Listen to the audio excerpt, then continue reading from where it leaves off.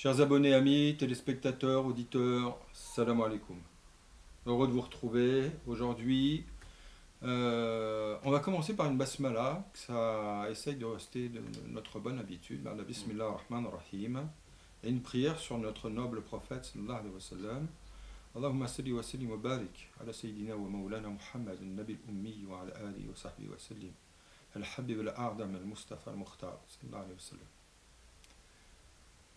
Je vais parler aujourd'hui d'un constat que je peux faire dans différents cercles, groupes de gens habitués à plus ou moins représenter l'islam, même implicitement, parce que ce sont des conférenciers, des gens qui participent aux colloques, à des émissions, des enregistrements, etc., etc., et qui, pour des raisons que je ne voudrais pas juger, même si j'ai mon idée dessus, ont un discours qui, pour moi, est inaudible et que je ne peux absolument pas cautionner. C'est-à-dire que si aujourd'hui l'islam est problématique, ce qui déjà est un mauvais discours, l'islam n'est pas problématique, et vous verrez pourquoi je dis ça après. Mais là, disons que c'est le point de vue qui est dégagé. Pourquoi l'islam est problématique? Pourquoi les musulmans posent problème actuellement dans le monde? Bien parce que l'islam est porteur de violence en lui-même, et que les textes mêmes de l'islam véhiculent une violence et véhiculent tous les maux que nous pouvons actuellement connaître.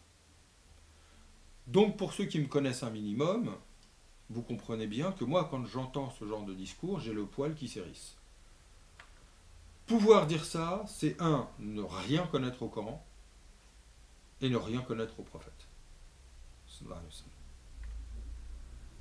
C'est une pure impossibilité mathématique que de concevoir une chose pareille.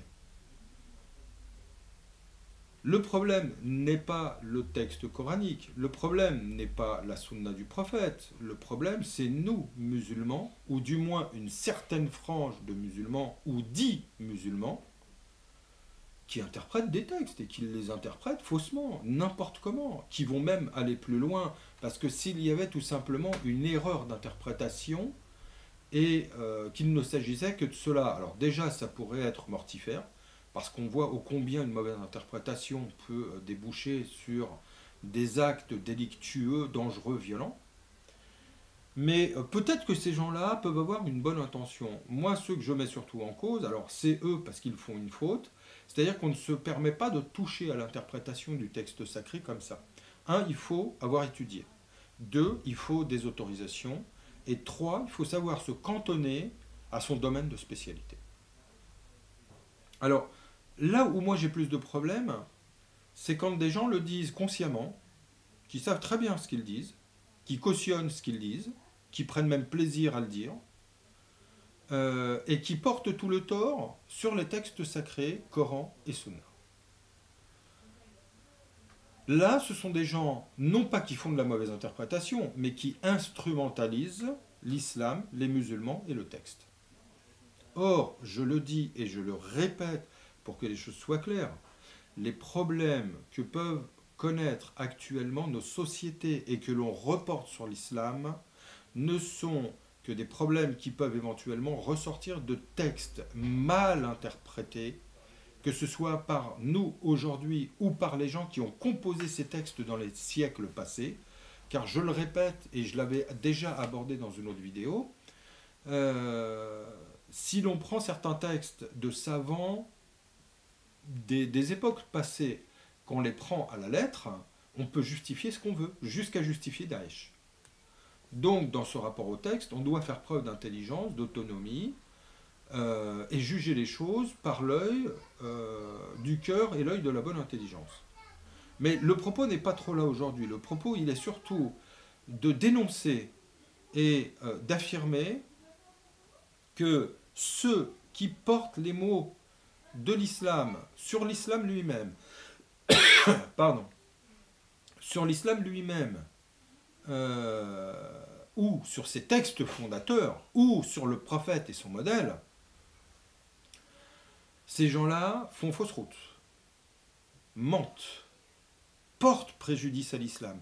Et d'autant plus si eux-mêmes sont musulmans, car vous vous rendez compte le problème où il est, c'est que quand on a des citoyens lambda qui ne connaissent rien à l'islam, et qui sur une chaîne nationale vont voir un hurluberlu comme ça dire des bêtises sur l'islam, qu'est-ce qu'ils se disent? Ils se disent, ah, tu vois, je te l'avais dit. Le problème, il est dans l'islam lui-même. Il est dans les textes lui-même. Maintenant, regarde, c'est pas un Michel Onfray qui ne connaît rien à l'islam qui le dit, puisqu'effectivement, il fait erreur sur erreur dans ce qu'il dit, dès qu'on parle de religiosité. C'est un musulman qui le dit. Or, si un musulman le dit, et qu'il est en plus porté aux médias, porté plus ou moins comme représentant la voix de l'islam, pourquoi ne pas le croire? Et souvent, on va pouvoir même dire de lui qu'il est imam de ci ou de ça, ou qu'il a une belle barbe, ou des fois on va lui mettre un beau turban sur la tête, ou etc. etc. C'est-à-dire tous les apparats extérieurs.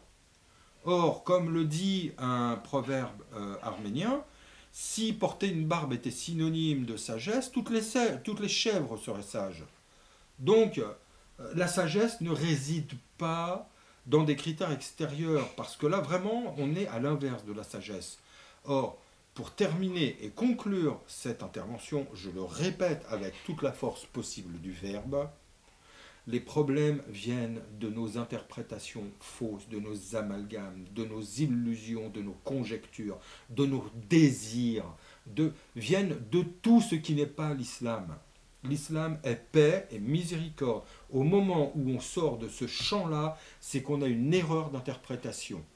J'espère que ça sera dit avec assez de force pour qu'on en tienne compte et que tous ceux qui continuent à faire carrière sur ce message faussé soient dénoncés et qu'on finisse par ne plus les voir sur nos écrans.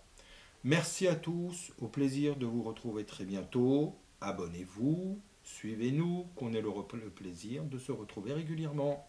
Salam alaikum, ilaman.